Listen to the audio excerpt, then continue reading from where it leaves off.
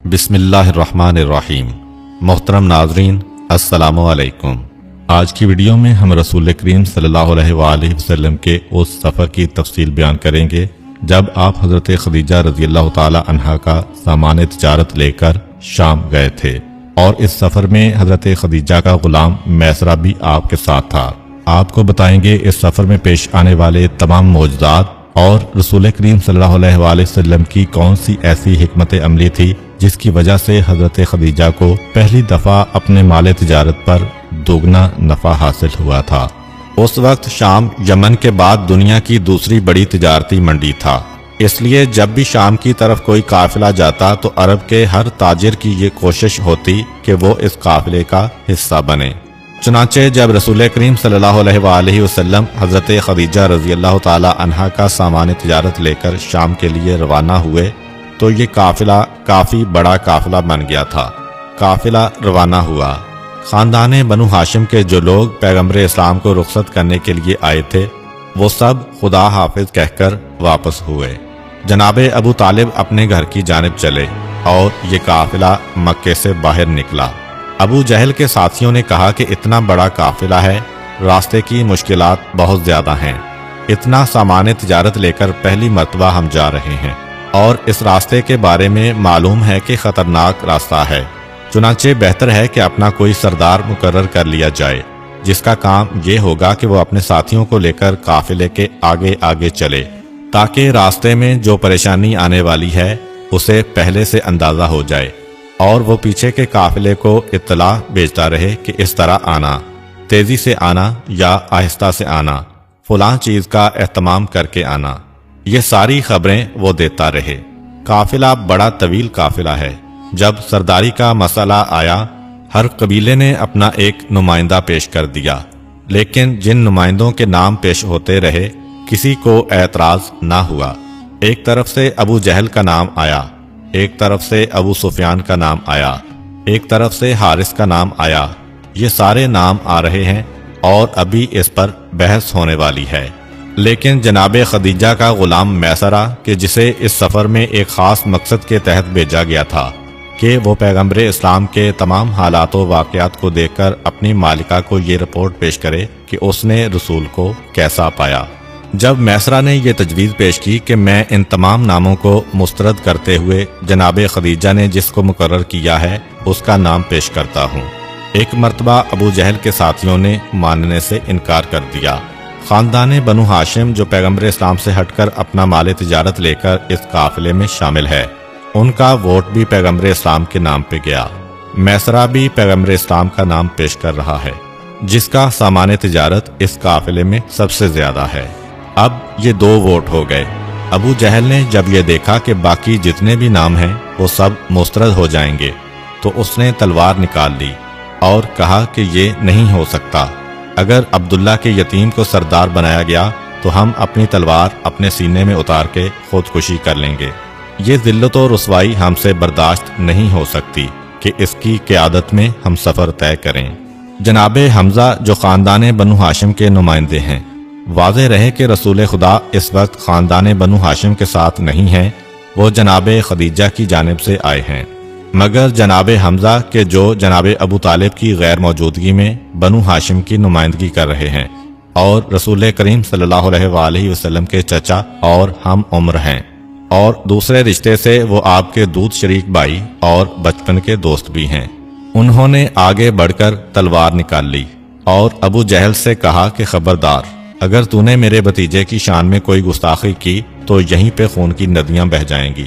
پیغمبر اسلام آگے بڑھے، چچا، سفر کی ابتدا میں فتنہ و فساد سے آغاز کرنا مناسب نہیں ہے، ایسا کریں کہ اس مسئلے کو مفاہمت سے سلجھا لیتے ہیں، آدھا دن قیادت ایک کے ہاتھ میں رہے اور آدھا دن دوسرے کے ہاتھ میں۔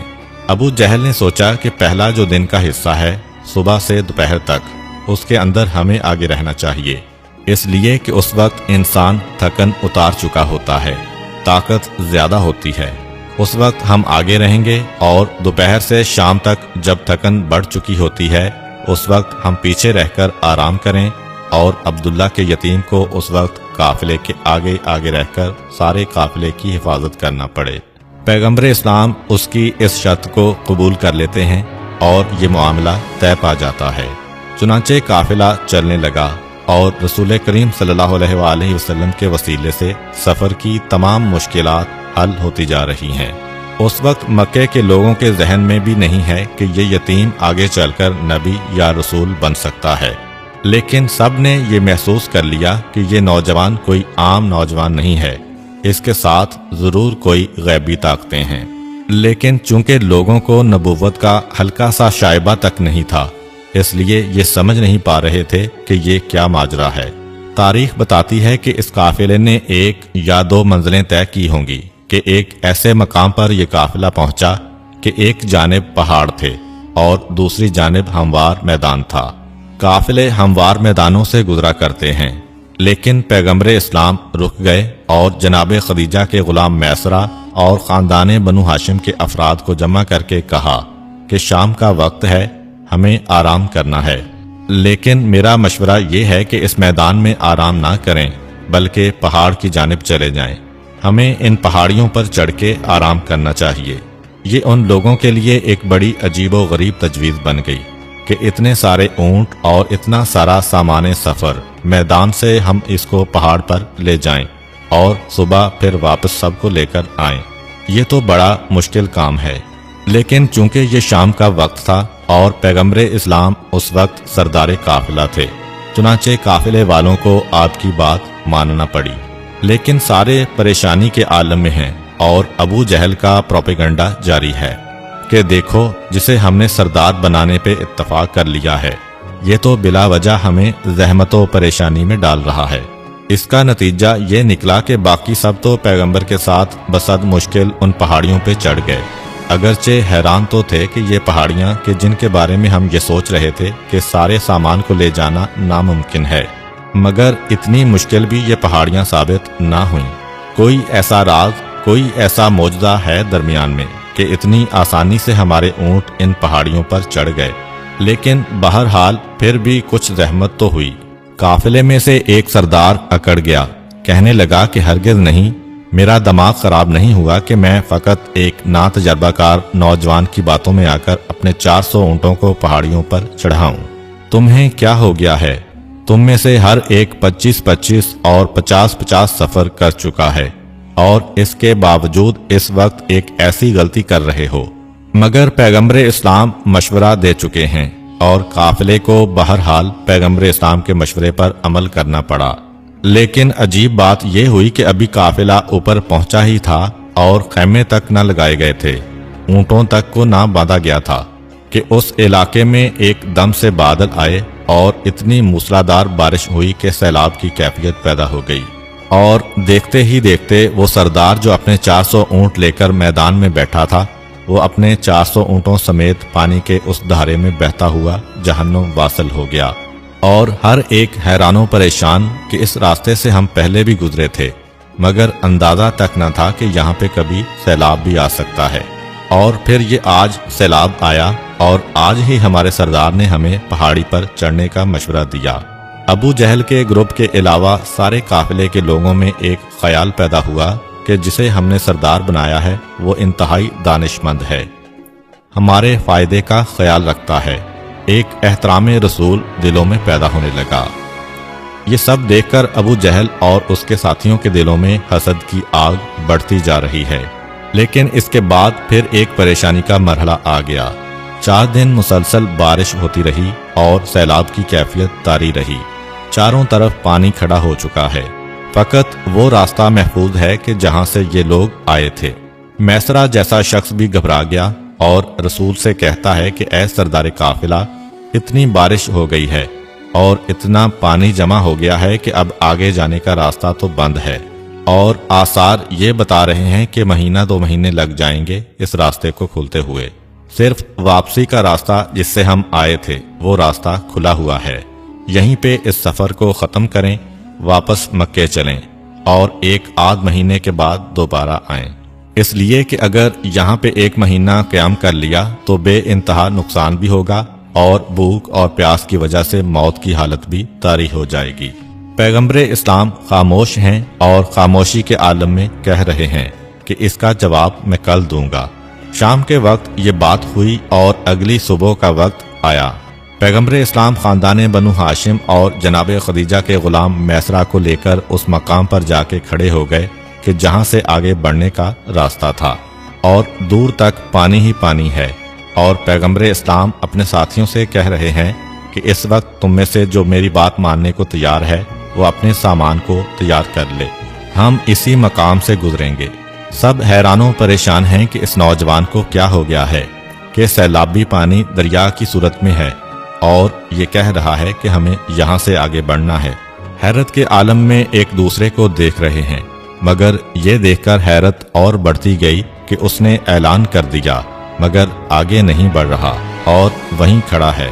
और पैगंबर चारों तरफ निगाह डाल रहे हैं कि एकदम पहाड़ की चोटी से एक सफ़ेद परिंदा उड़ के आया जिसकी चोंच में दरख्त की एक शाख थी। और रिवायत यह है कि वो सैलाबी पानी से इस तरह उड़ के गया कि उसके मुंह में जो शाख है उससे पानी पर एक लकीर सी बनी और जैसे ही वो लकीर बनी एक रास्ता सा बन गया।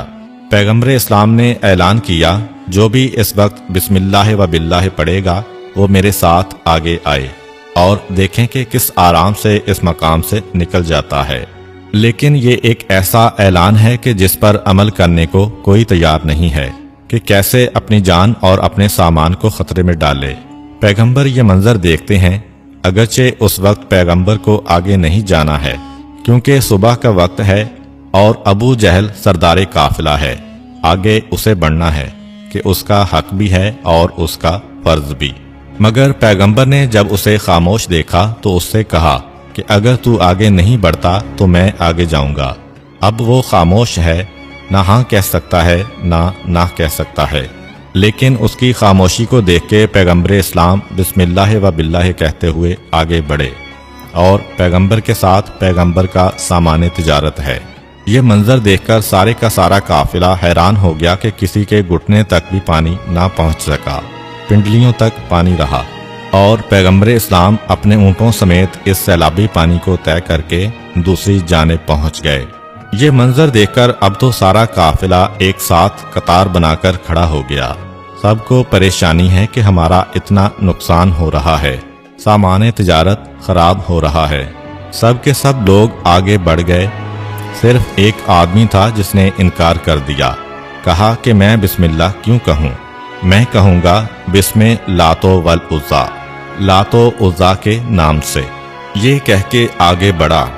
हैरत की बात यह है कि वो इस अंदाज से आगे बढ़ रहा है कि उसके आगे भी कुछ लोग हैं, उसके पीछे भी कुछ लोग हैं। ये सब के सब खैरियत से जा रहे हैं और एकदम से ये पानी में दाखिल हुआ और एक सेकंड के अंदर ये पानी में डूब चुका था।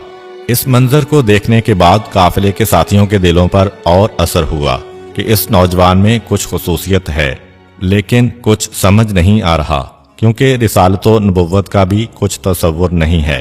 खैर, तारीख बताती है कि ये काफिला इस पानी को तय करके अपने उस रास्ते पे आ गया जो शाम तक ले जाने वाला है।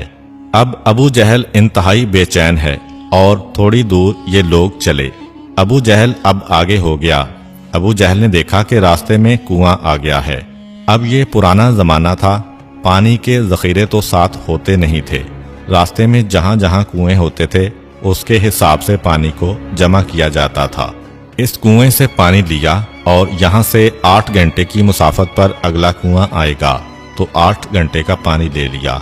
ज्यादा पानी नहीं ले सकते थे क्योंकि सामान्य तिजारत वाले ऊँटों के अलावा कोई इजाफी ऊँट नहीं होते थे कि जिन पर पानी रखा जा सकता। लिहाजा अंदाजे से लोग चलते थे कि 8 घंटे के बाद कुआं है तो 8 घंटे का पानी ले लिया, अगर 1 दिन के बाद कुआं है तो 24 घंटे का पानी ले लिया। और सरदारे लश्कर की एक जिम्मेदारी ये भी होती थी कि ये सब खबरें वो पहले देता रहे। अबू जहल आगे जा रहा है और उसे मालूम है कि कितना पानी इन लोगों के पास है। काफिला चलता रहा। अबू जहल सोच में पड़ा हुआ है कि मैं किस तरीके से अब्दुल्ला के इस यतीम का खात्मा करूं कि जिसकी वजह से मेरी सरदारी छिन गई, वरना इससे पहले जिस काफिले में अबू जहल होता था उस काफिले में कोई और सरदार बनता ही न था। ये आज पहला मौका है कि आधा दिन उसे मिला है, आधा दिन उसके हाथ से निकल गया। आखिर उसने एक तरकीब सोची وہ یہ کہ قافلے کے پیچھے والے لوگ تو وقت کے حساب سے پانی جمع کر کے آ رہے ہیں،